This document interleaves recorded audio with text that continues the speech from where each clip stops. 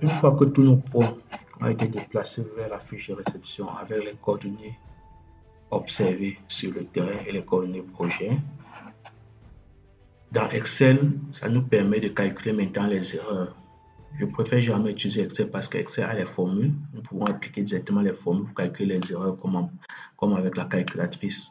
Pour calculer les erreurs, en général, les erreurs suivant X, comme vous voyez, DX, c'est X observé moins X, X projet moins X observé, autant pour moi.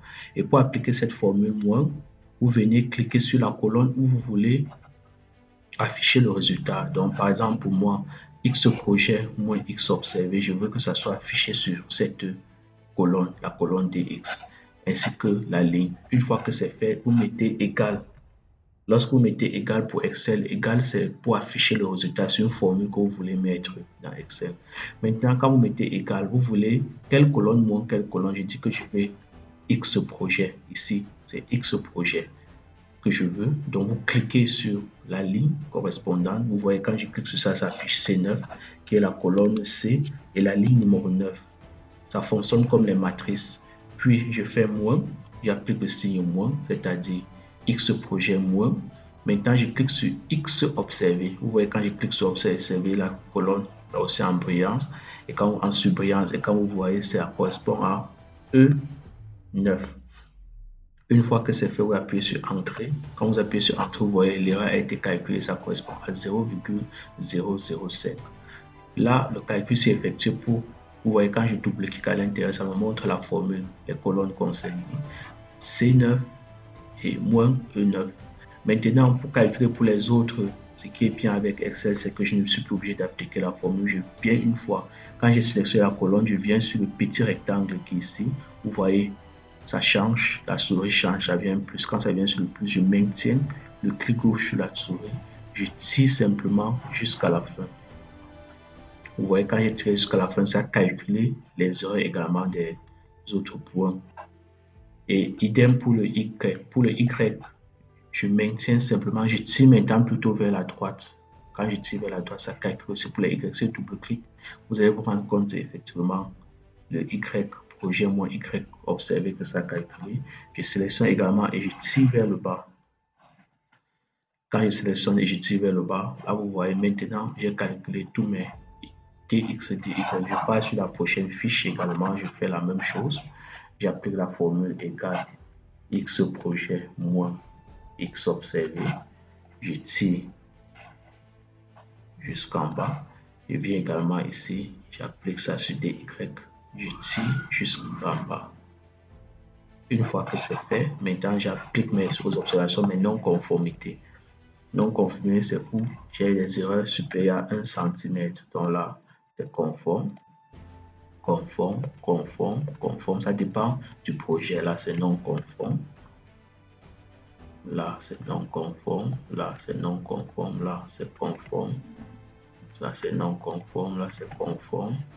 Là, c'est non conforme. Là, c'est conforme, conforme, conforme, conforme, conforme, non conforme, conforme, conforme, conforme, conforme, conforme.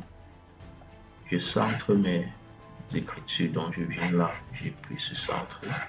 Je fais la même chose sur l'autre fiche de réception ici. C'est non conforme. Quand c'est à 1, même si c'est 1,1 déjà supérieur à 1 cm, non conforme. Conforme, conforme, conforme, non conforme, conforme, conforme, conforme, conforme, conforme, conforme, conforme, conforme. Parce que c'est fait également, je centre. Quand j'ai fait, je vérifie les informations du projet. La date, nous sommes, ça correspond au 14/08. Et évidemment, le nom du projet. Le nom du projet, ici, c'est fiche de réception des poteaux du radis à Carimo. Quand c'est fait, je viens également le nom de l'entreprise.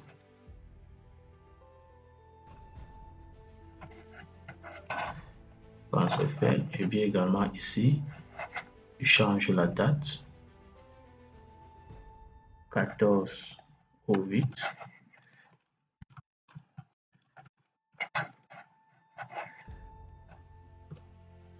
carrément.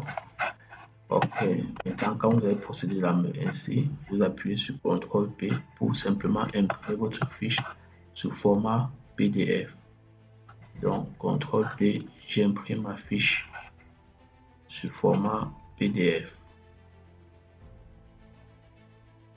Lorsque les fiches ont été imprimées sous format PDF, voici les deux fiches que j'ai imprimées sous format PDF. Comme ils sont séparés, je les combine dans un fichier avant d'envoyer au responsable du chantier. Donc, je clique les deux fichiers, clic droit. Puis, Combine in PDF Exchange Editor, je combine. Dans PDF Exchange Editor, dans un seul fichier. Je ramène, vous voyez, ces deux 1.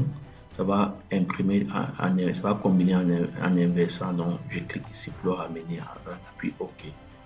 Quand je clique sur OK, voilà ma fiche de réception qui a été produite avec les deux fiches combinées. Une fois que c'est fait, vous n'oubliez pas d'enregistrer et de stocker. Je vous remercie.